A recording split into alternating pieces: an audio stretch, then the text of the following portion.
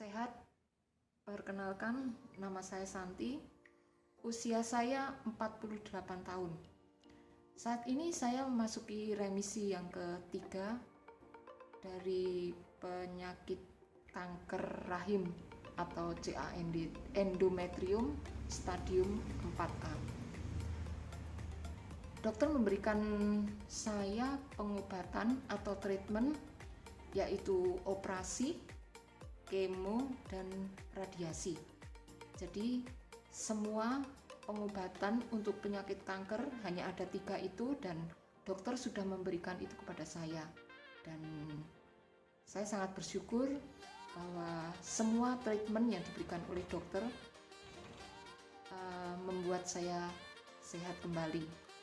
Saya menjalani treatment di salah satu rumah sakit besar pusat di Jakarta. Gejala awal dulu saya alami itu haid atau menstruasi yang berlebihan. Itu saya rasakan sekitar 1 tahun, di tahun 2018 ke 2019.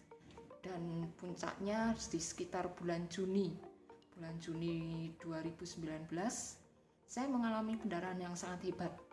Akhirnya saya pergi ke salah satu rumah sakit kecil di dekat kos saya lah, masih rumah sakit kecamatan waktu itu. Nah, di situ saya diobservasi, kemudian saya lab, kemudian di ronsen dan sebagainya. Di situ saya dinyatakan penebalan dinding rahim. Nah, kemudian karena HB saya terlalu rendah, sekitar 4 atau 5, saya transfusi beberapa kantong. Nah, setelah itu selesai, saya pulang. Dari situ saya mulai mencari dokter-dokter lah, mencari dokter-dokter yang menurut saya bagus. Saya dibantu oleh beberapa teman, saya mencari dokter dari rumah sakit besar, dan hari ini saya menemukan sebuah klinik gitu, terus yang dimana dokternya sangat kompeten dan sangat terkenal ya, di salah satu rumah sakit terbesar swasta di wilayah Jakarta. Akhirnya saya ke situ. Saya diobservasi hampir beberapa bulan. Setiap minggu saya datang ke situ, setiap minggu datang gitu untuk diperiksa. Memang bersih gitu ya. Setelah bersih, setelah obat habis, saya mengalami pendarahan kembali. Begitu seterusnya. Akhirnya saya berpikir, kok saya membayar terlalu mahal begitu ya, tapi kok tidak ada hasil. Akhirnya saya konsultasi dengan beliau untuk mencari option dokter yang lain. Akhirnya saya direkomendasikan di dokter yang cukup lumayan lah, dia adalah profesor dan sudah menangani banyak pejabat gitu ya, artis juga. Akhirnya saya datang ke situ dan di situ pun saya tidak tidak ada hasilnya, tidak tahu sakit saya ini apa gitu. Akhirnya saya memutuskan memakai BPJS. Jadi sebelumnya saya tidak menggunakan BPJS, tapi secara pribadi gitu. Akhirnya saya menggunakan vaskes saya, dari vaskes pertama kemudian dirujuk ke vaskes 2. Di vaskes 2 inilah saya bertemu dengan salah satu dokter yang ternyata juga seorang profesor gitu. Di rumah sakit inilah, di vaskes 2 ini, penyakit saya terdeteksi. Itu kira-kira bulan November. Jadi saya di bulan Juni itu yang saya benar-benar kesakitan dari bulan Juni ke bulan November. Itu saya mencari dokter ya, maksudnya observasi dokter sana sini. Akhirnya di bulan November itulah saya bertemu dengan salah satu profesor di rumah sakit ya cukup lumayan di daerah Jakarta Barat. Disitulah saya terdeteksi bahwa saya mengidap penyakit kanker rahim. Tapi waktu itu belum dikasih tahu saya stadium berapa. Jadi saya hanya dikasih tahu bahwa saya kanker rahim grade 1C. Jadi kalau grade itu istilahnya keganasan sel kanker yang ada di tubuh saya itu masih grade 1C. Jadi kalau dilihat dari keganasannya, karena waktu itu belum dikasih tahu stadiumnya, saya pikir sakit biasa. Karena memang jujur untuk penyakit kanker waktu itu saya juga minim. Saya tidak tahu kanker itu seperti apa. Jadi ketika dokter bilang saya menderita kanker, terus ya dok gitu. Terus dia dokter tersebut menyarankan saya untuk beroperasi. Nah, ketika saya mendengar operasi, saya kaget. Dok, operasi boleh nggak kalau tidak operasi gitu? Dokter bilang boleh, karena itu hak pasien gitu. Jadi sebelum operasi itu dokter juga istilahnya ada persetujuan antara keluarga pasien dengan dokter. Karena waktu itu saya tidak ada keluarga secara pribadi. Nah, dokter bilang nggak apa-apa gitu.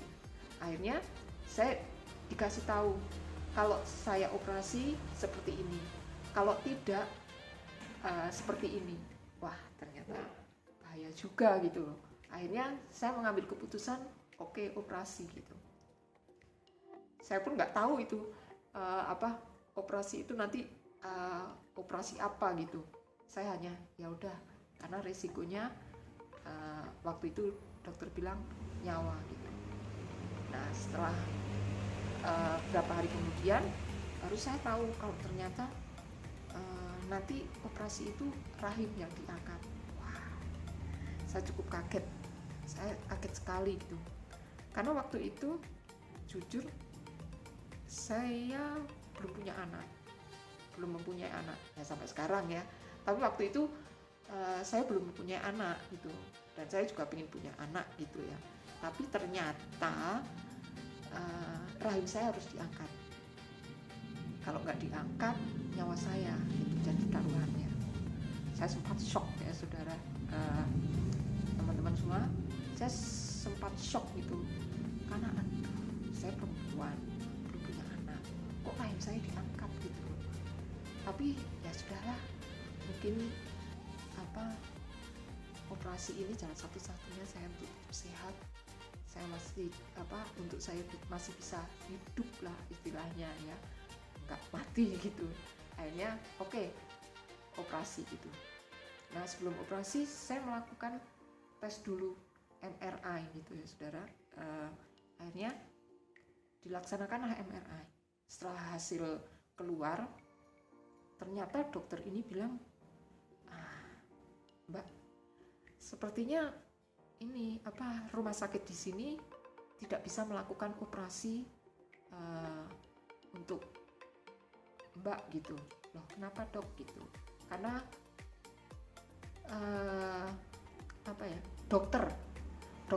adanya kekurangan dokter dan fasilitas gitu. Karena kebetulan dari hasil MRI saya itu diketahui usus saya ada bermasalah juga gitu.